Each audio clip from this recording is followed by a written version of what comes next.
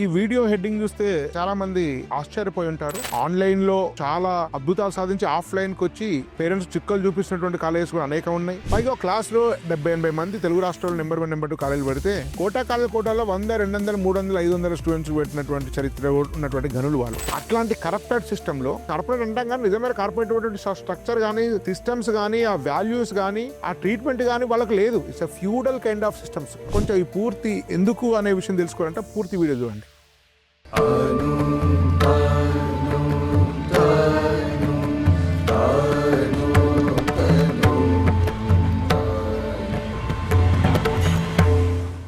అందరికీ నమస్కారం.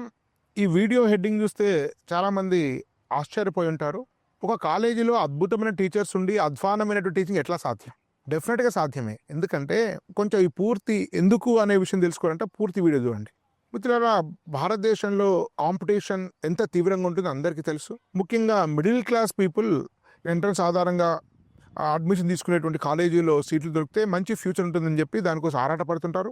దాన్ని సొమ్ము చేసుకునేటువంటి మార్కెట్ శక్తులు వేల కోట్ల సామ్రాజ్యాన్ని సృష్టించాయి. అయితే మిత్రులారా, ఈ కాలేజీలో డెఫినెట్గా మంచి ర్యాంకులు వస్తున్నమాట వాస్తవమే, ముఖ్యంగా టాప్ ర్యాంక్స్. సో దానికోసము వాళ్ళు చాలా మంది అద్భుతమైనటువంటి ఫ్యాకల్టీ రిక్రూట్ చేసుకున్నారు.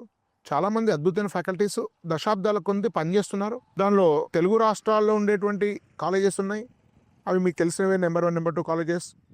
కోటా, ఢిల్లీ నుంచి వచ్చినటువంటి అనేక కాలేజెస్ ఉన్నాయి. ఆన్లైన్లో చాలా అద్భుతాలు సాధించి ఆఫ్లైన్కి వచ్చి పేరెంట్స్ చిక్కలు చూపిస్తున్నటువంటి కాలేజెస్ కూడా అనేకం ఉన్నాయి. హాస్టల్ నిర్వహణ సరిగా ఉండదు. డిజిటల్ మార్కెటింగ్ మీద, పిఆర్ మీద ఆధారపడి ఎంత తక్కువ ఫీకని ఏర్చుకుంటూ క్వాలిటీ లేకుండా, అడ్మినిస్ట్రేషన్ లేకుండా పెద్ద హంగామా సృష్టించి వచ్చి ఇప్పటికీ అవి చాలా తీవ్ర వ్యతిరేకత కూడా స్టార్ట్ అయింది. తెలుగు రాష్ట్రాల్లోనే నెంబర్ 1, నెంబర్ 2 కాలేజ్ మీద వ్యతిరేకత సొమ్ము చేసుకున్నటువంటి అనేక కోటా, ఢిల్లీ కాలేజెస్ అన్నీ కూడా పతనం వైపు ప్రయాణిస్తున్నాయి.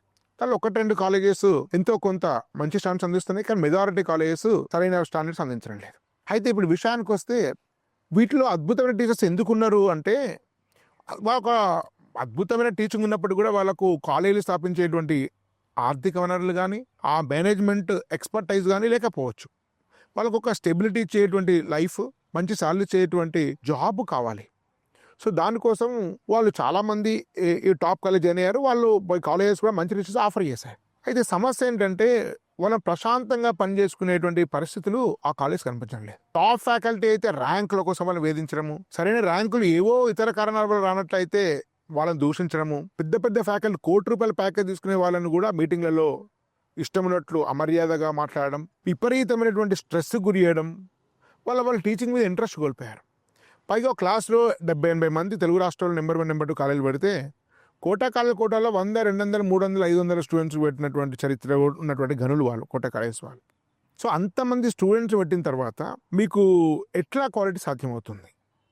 అదేవిధంగా తీవ్రమైన స్ట్రెస్ గురి చేసి రోజు 9 గంటలు 20-30 ఏళ్ళ ఎక్స్పీరియన్స్ ఉన్నటువంటి 50-60 ఏళ్ళ ఫ్యాకల్టీకి తోటి పనిచేయిస్తే ఎలా ప్రశాంతంగా ఉంటుంది? వెకేషన్ సరిగా ఉండవు, హెక్టిక్ టైమింగ్స్, వీటన్నిటికంటే మించి ఈ మధ్యవర్తి దళారు చేసినటువంటి విధ్వంసం మామూలమైనది కాదు. మన కర్మ ఏంటంటే పెద్ద పెద్ద కాలేజీలు ఉండేటువంటి హెడ్స్ అకాడమిషియన్స్ హెడ్స్ ఉండాలి. ఫిడ్జీలో అట్లానే ఉండేది. ఫిడ్జీలో ఇప్పుడు మీరు మాడ్యులస్లో కానీ, 9లో కానీ, నానోలో కానీ హెడ్స్ ఉండేవాళ్ళు అకాడమిషియన్స్ హెడ్స్ ఉన్నారు. మీరు ఏ బ్రాంచ్కి వెళ్ళండి అకాడమిషియన్స్ హెడ్, టీచర్స్ హెడ్. ఏ ఒక్క బ్రాంచ్ కూడా మార్కెటింగ్ వాళ్ళు హెడ్స్ లేరు. కానీ సోకాల్ నెంబర్ 1, నెంబర్ 2 కాలేజీలో, కోటా నుంచి వచ్చేటువంటి ఢిల్లీ నుంచి వచ్చే కాలేజీలో కూడా మెజారిటీ యొక్క అజమాయిషి, ఆధిపత్యము, అడ్మినిస్ట్రేషన్ అంతా కూడా మార్కెటింగ్ వాళ్ళు ఉంది. జేజీఎంలు అంటారు, డీజీఎంలు అంటారు, జీఎంలు అంటారు, ఇక రకరకాల పేర్లతోటి వాళ్ళు వ్యవహరిస్తుంటారు. దానిలో 90% ఇప్పుడు టీచర్స్ కాదు, ఎప్పుడో చాలా చిన్న స్థాయిలో కొద్దిమంది టీచింగ్ చేస్తుండి ఉండొచ్చు, కానీ మెజారిటీ మార్కెటింగ్ వాళ్ళు. సో మార్కెటింగ్ వాళ్ళ దృష్టి ఎప్పుడు కూడా అడ్మిషన్స్, నెంబర్లు, ఫీజులు, రిజల్ట్స్ ఉంటుంది తప్ప ఒక అకాడమిషన్కి, ఒక టీచర్కి ఉండేటువంటి సాధక బాధకాలు ఇవి వాళ్ళకి అర్థం కావు. ఎంతో గౌరవమైనటువంటి టీచర్స్ వీళ్ళు అవమానిస్తుంటారు. దానిలో రకరకాల రాజకీయాలు ఉంటుంటాయి, రకరకాల లాబీస్ ఉంటుంటాయి, ఈఎంఐస్, ఎక్కువసార్లు రిక్రూట్ చేస్తే ప్రతి నెల వీళ్ళకు కప్పం కట్టాలి. అట్లాంటి అడ్మినిస్ట్రేటివ్ హెడ్స్ కూడా ఈ సోకాల్డ్ కాలేజీలో అంతటా ఉన్నారు. సో అంటే ఈ గవర్నమెంట్లోనే మన కల్చర్ కరప్షన్ ఉంటుంది అనుకుంటే అంతకంటే మించినటువంటి కరప్షన్ సోకాల్డ్ అనేక కార్పొరేట్ కాలేజ్లో ఉంది.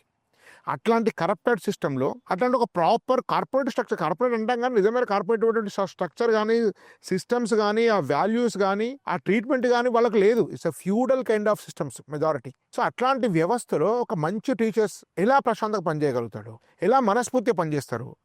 కాబట్టి ఏదో వాళ్ళు కూడా మొక్కుబడిగా ఏదో ఏదో పని చేస్తుంటారు. కొన్ని మంచి అడ్మినిస్ట్రేటివ్ హెడ్ దగ్గర కాస్త మంచిగా పనిచేస్తారు, మిగతా వాళ్ళ దగ్గర వాళ్ళు ఏదో అన్యమనస్కంగానే పనిచేస్తుంటారు. వాళ్ళు చేయగలిగింది ఏమీ లేదు. ఎందుకంటే అనేకమైనటువంటి కాలేజెస్ మధ్యస్థంగా వచ్చినవి కూడా అవే ఇవే పద్ధతులు పాటించడం వల్ల కూలిపోయినాయి. కోర్స్ ఇప్పుడు అనేకమైనటువంటి కొత్త కాలేజెస్ మంచి స్టెబిలిటీతో ఉండేటివి వస్తున్నాయి. హైదరాబాద్ బేస్డ్ ఉండేటువంటి కొన్ని కాలేజెస్ చిన్న స్థాయి నుంచి మధ్యస్థ స్థాయికి వస్తున్నాయి. అనేక మంది ఐఐటియన్స్, ఐఐఎంస్, మంచి అకాడమిషన్స్ స్థాపించినటువంటి కాలేజెస్ ఉన్నాయి. తెలుగు రాష్ట్రాల్లో ఉన్నాయి, ఆంధ్రప్రదేశ్ కూడా ఈ సంవత్సరం వస్తున్నాయి.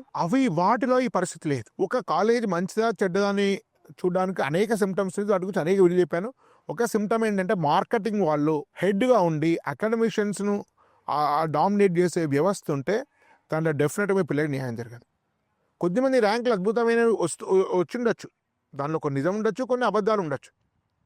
కానీ అవేవో కొద్దిగా 100 మందిలో 200 మంది 500 మంది మీద దృష్టి కేంద్రీకరించి వాళ్ళకు ప్రత్యేకమైన రాజమర్యాలు చేసి ర్యాంక్ సాధించడం వల్ల ఒక సగటు విద్యార్థికి, ఎబో యావరేజ్ విద్యార్థికి ఏం ప్రయోజనం జరుగుతుంది? కాబట్టి ఈ ర్యాంకుల తోటి సృష్టించేటువంటి వ్యాపార సామ్రాజ్యం వేసేటువంటి మార్కెటింగ్ పన్నాగాల్లో మీరు పడిపోకండి. సరైన కాలేజ్ ఎంపిక చేసుకోండి. అందుకనే అద్భుతమైన టీచర్లను మీరు ఫోకస్ చేసినా, వాళ్ళ పేర్లు చెప్పినా, వాళ్ళ గురించి మీకు ఎంతగా వాళ్ళు ఉదరగొట్టినా కూడా వాళ్ళు నిజంగా మనస్ఫూర్తిగా టీచింగ్ చేసే పరిస్థితుల కాలేజీలో అనేక మంది గొప్ప ఫ్యాకల్టీస్ ఈ సోకాల్డ్ బడా కార్పొరేట్ కాలేజీలు ఉన్నారు. వాళ్ళందరూ వ్యక్తిగతంగా తెలుసు, వాళ్ళతో మాట్లాడినాను, వాళ్ళ బాధ నాతో పంచుకున్నారు. కాబట్టి ఒక మంచి టీచర్ ఉండడమే కాదు, వాళ్ళు ప్రశాంతంగా మనస్ఫూర్తిగా ఇష్టం కొద్దీ టీచింగ్ చేసేటువంటి ఒక పరిస్థితిని ఏర్పాటు చేసేటువంటి బాధ్యత మేనేజ్మెంట్కి ఉంటుంది. అట్లా చాలా వరకు బడా కార్పొరేట్ కాలేజీలు ఏవి కూడా మీకు 90-95% కాలేజ్ చేయట్లేదు. కాబట్టి ఈ చిన్న కాలేజీలు వాటిని గౌరవిస్తున్నాయి. ఈ అనేక మంది యంగ్స్టర్స్ ఎక్స్పీరియన్స్ వీటిలో పనిచేస్తున్నారు. ఒక నిబద్ధత ఉంది, ఒక నిజాయితీ ఉంది, ఒక డిసిప్లిన్ ఉంది. సో వీళ్ళు ఒక చిన్న వ్యవస్థ కాబట్టి ఏ సమస్య ఉన్నా వెంటనే మానిటర్ చేయగలుగుతారు. కాబట్టి బడా కార్పొరేట్ కాలేజీలకు మంచి క్వాలిటీ, మంచి స్టెబిలిటీ ఉండేటువంటి ఎదుగుతున్నటువంటి కాలేజీలే పరిష్కారం తప్ప ఒక కార్పొరేట్ కాలేజీకు మరొక కార్పొరేట్ కాలేజీ పరిష్కారం కాదు. కాబట్టి ఈ విషయాన్ని ఆలోచించి జాగ్రత్తగా కాలేజీ ఎంపిక చేసుకోవాల్సిన సూచన. ధన్యవాద్. భారత్ మాతాకి జై.